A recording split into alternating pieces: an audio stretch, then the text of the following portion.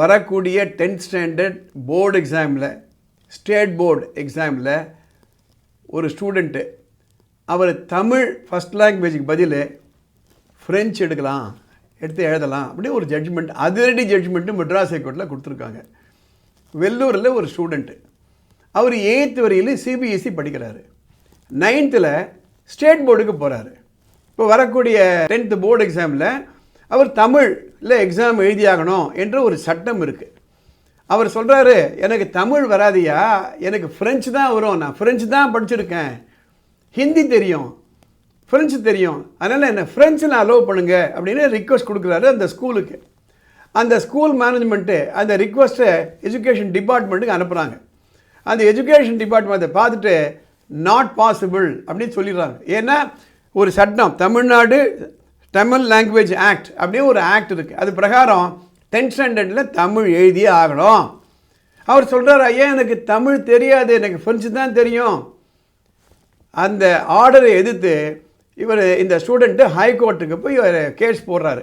அந்த ஜட்ஜு என்ன சொல்கிறாரு, section 5 of the Tamil learning act empowers the government to issue a special or general order exempting any class or category of students from the provisions of the act either in part or in whole.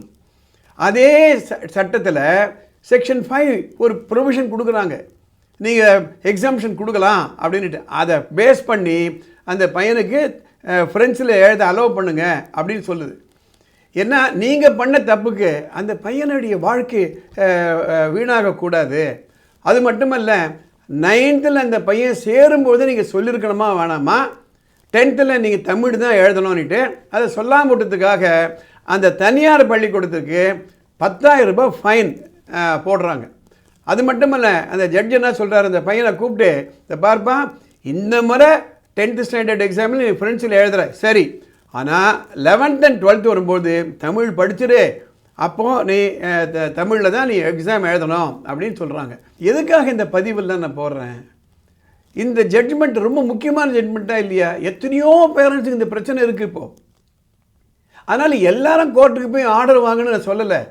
இது போன்ற ஒரு உரிமை இருக்கிறது, அந்த சட்டத்தில் இது போன்ற ஒரு ப்ரொவிஷன் இருக்கிறது, செக்ஷன் 5 என்ற செக்ஷன் இருக்கிறது. அந்த செக்ஷன் பிரகாரம் ஒரு எக்ஸம்ஷன் கொடுக்க முடியுன்றது யாருக்கு தெரியும்? அட்வொகேட்டு தெரிஞ்சிருக்கலாம், ஜட்ஜுக்கு தெரிஞ்சிருக்கலாம், ஒரு பாமர மக்களுக்கு தெரியுமா? அதற்காக தான் இது போன்ற பதிவெல்லாம் நான் போட்டுட்டு வரேன். ஆக அந்த ஸ்டூடெண்ட்டை பொறுத்த வரையில் 10th board exam, state board எக்ஸாமில் ஃப்ரெஞ்சை ஃபஸ்ட் லாங்குவேஜை எழுதலாம். இதுதான் ஜட்ஜ்மெண்ட்டு. இந்த தகவல் உங்கள் நண்பர்களுக்கும் உறவினர்களுக்கும் பயனுள்ளதாக இருக்கும் என்ன நினச்சிங்களா, இதை உடனே ஷேர் பண்ணுங்கள், லைக் பண்ணுங்கள். படிப்பு மற்றும் உரிமை அல்லது சட்டம் பற்றிய உங்களுக்கு ஏதாவது சந்தேகம் இருந்ததுன்னா மேலே ஒரு வாட்ஸ்அப் நம்பர் போகுது, அந்த நம்பருக்கு ஒரு மெசேஜ் அனுப்புங்க. அதை படிச்சுட்டு அடுத்து வரக்கூடிய எபிசோடில் அதையும் நான் கவர் பண்ணுறேன். இந்த சேனலுக்கு சப்ஸ்கிரைப் பண்ணுங்கள். அடுத்த எபிசோடில் பார்க்கலாம்.